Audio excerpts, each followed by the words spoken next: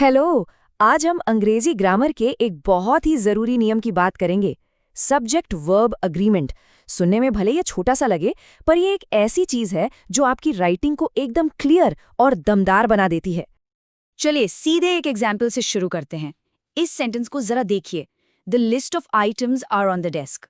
कुछ अजीब लग रहा है सुनने में, है ना? अक्सर लिखने में हम ऐसी ही छोटी छोटी गलतियां कर बैठते हैं। तो इसका सही रूप है the list of items is on the desk.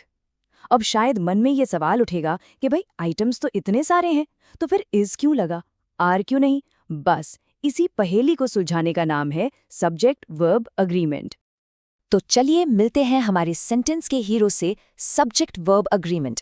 यही वो नियम है जो हर सेंटेंस को एक सही स्ट्रक्चर और क्लैरिटी देता है। तो आखिर ये नियम है क्या? बहुत ही सिंपल है। इसका बस एक ही काम है कि सेंटेंस में जो वर्ब है, यानी कि जो एक्शन वर्ड है, वो हमेशा अपने सब्जेक्ट के नंबर से सहमत हो, मतलब सिंगुलर है या प्लूरल। इसे आप ग्रामर का गोल्डन रूल भी समझ सकते हैं। अगर सब्जेक्ट सिंगुलर है तो वर्ब भी सिंगुलर होगा, और अगर सब्जेक्ट प्लूरल है तो वर्ब भी प्लूरल होगा। बस इतना ही सिंपल है ये। चलिए अब देखते हैं कि ये बेसिक रूल असल में काम कैसे करता है। आइए सब्जेक्ट और वर्ब को परफेक्ट पार्टनर बनाना सीखते हैं। यहाँ देखिए, एकदम साफ पता चल रहा है। ही, एक अकेला इंसान, तो वर्ब हुआ प्लेज।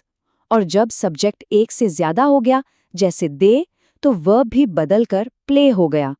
है ना एकदम सीधा साधा नियम? लेकिन कहानी में एक ट्विस्ट है। अब आते हैं कॉमन ट्रैप पर। अंग्रेजी में ना कुछ शब्द बड़े धोखेबाज होते हैं। लगते तो प्लूरल जैसे हैं, पर होते हमेशा सिंगुलर हैं। तो कौन से हैं ये शब्द जिनसे हमें बचकर रहना है?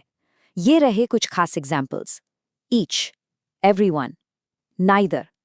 याद रखिए, ये शब्द हमेशा हमेशा सिंगुलर ही माने जाते हैं, चाहे वो कितने ही बड़े ग्रुप की बात क्यों ना कर रहे हों। इस सेंटेंस को देखिए, ये इस रूल का एक बेहतरीन एग्जाम्पल है। Each of the contestants. यहाँ पर कंटेस्टेंट्स तो बहुत सारे हैं, पर हमारा असली सब्जेक्ट कौन है? ईच। और ईच तो सिंगुलर होता है, इसीलिए वर्ब भी सिंगुलर ही रहेगा, प्लेज। ये गलती तो बहुत ही कॉमन है। अक्सर लोग कह देते हैं एवरीवन आर हियर, लेकिन जैसा कि हमने अभी अभी सीखा, एवरीवन हमेशा सिंगुलर होता है। तो सही सेंटेंस क्या होगा? हमेशा एवरीवन इज हियर। अच्छा, हमने नियम तो समझ लिया, पर सवाल ये है कि ये इतना जरूरी क्यों है? आखिर इस छोटे से नियम का इतना बड़ा असर पड़ता क्यों है? तो इसका फायदा क्या है? देखिए, ये सिर्फ ग्रामर का कोई बोरिंग रूल नहीं है। जब आप इसे सही तरीके से इस्तेमाल करते हैं तो आपकी राइटिंग में एक क्लैरिटी आती है। आप जब बोलते या लिखते हैं तो ज़्यादा कॉन्फिडेंट लगते हैं, और हाँ, आप ज़्यादा प्रोफेशनल भी लगते हैं। तो इस सारी बातचीत के बाद एक सवाल मन में आता है ना, कि वो कौन सा छोटा सा नियम है जो हमारे कम्युनिकेशन पर सबसे बड़ा असर डाल सकता है? शायद इसका जवाब यही है, सब्जेक्ट और वर्ब का सही तालमेल।